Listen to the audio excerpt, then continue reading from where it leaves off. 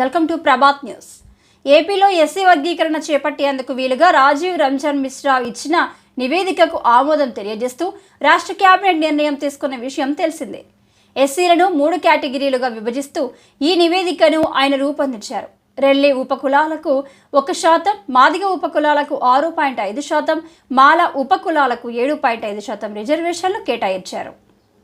గత ఆగస్టు 1వ తేదీన సుప్రీంకోర్టు జడ్జిమెంట్ వచ్చిన వెంటనే ఏపీ ప్రభుత్వం రాజీవ్ రంజన్ మిశ్రాతో ఏకసభ్య మిషన్ను నియమించింది.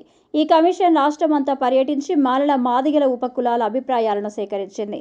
ఈ సందర్భంగా ఎస్సీ వర్గీకరణను వ్యతిరేకిస్తూ మాలలు ర్యాలీలు నిర్వహించి పెద్ద ఎత్తున తమ నిరసనను తెలియజేశారు. ఇదిలా ఉండగా ఈ కమిషన్ ఇచ్చిన నివేదికను అధ్యయనం చేసేందుకు మంత్రివర్గ ఉపసంఘాన్ని నియమించింది.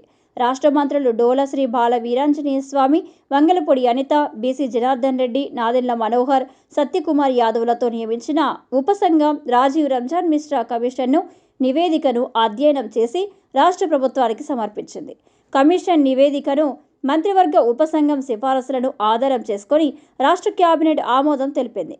ఈ నివేదికను జాతీయ ఎస్సీ కమిషన్ అభిప్రాయం తెలుసుకునేందుకు వారికి పంపించాలని నిర్ణయించింది.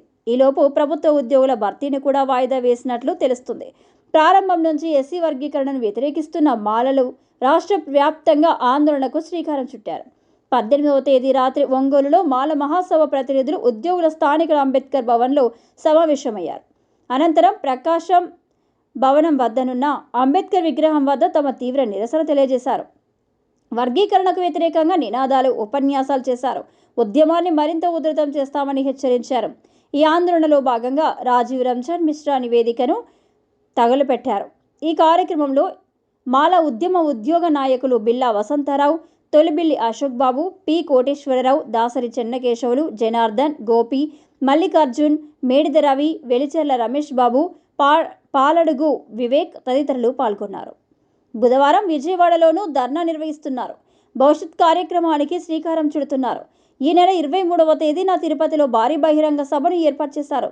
రాయలసీమ జిల్లాలతో పాటు రాష్ట్ర వ్యాప్తంగా జన సమీకరణ చేస్తున్నట్లు తెలుస్తుంది. ఎస్సీ వర్గీకరణ విషయంలో రాజకీయ కోణం తప్ప ఎలాంటి శాస్త్రీయత, చట్టబద్ధత లేదని, సుప్రీంకోర్టు కూడా వర్గీకరణ చేయాలని ఎక్కడా చెప్పలేదని వారు వివరిస్తున్నారు. ఒకవైపున ప్రజా ఉద్యమాలు నిర్మిస్తూనే న్యాయపరంగానూ సుప్రీంకోర్టులో సవాలు చేస్తామని వారు వివరిస్తున్నారు.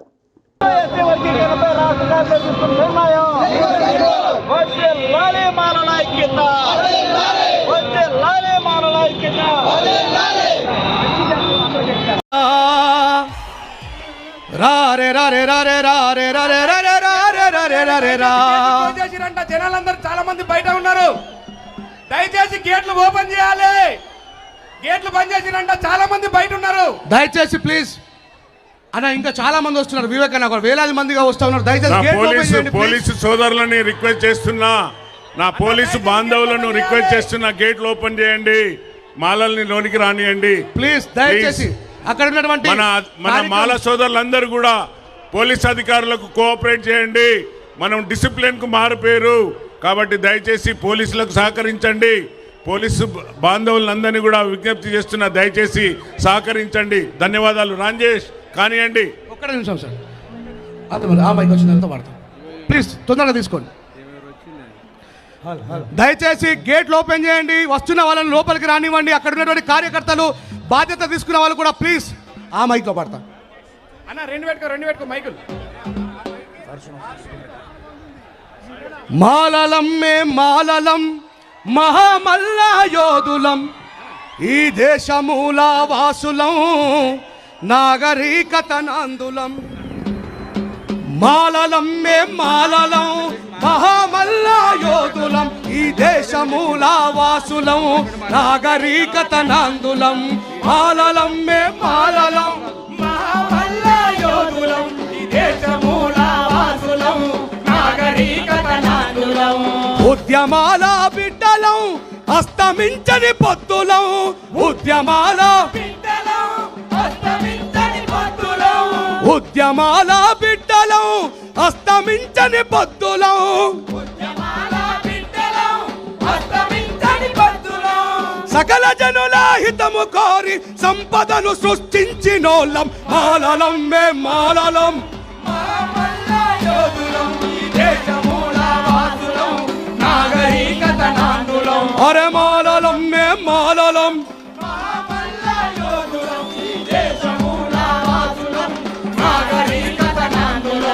మేము నడవని అడవి లేదు, ఎత్తని బందూకు లేదు,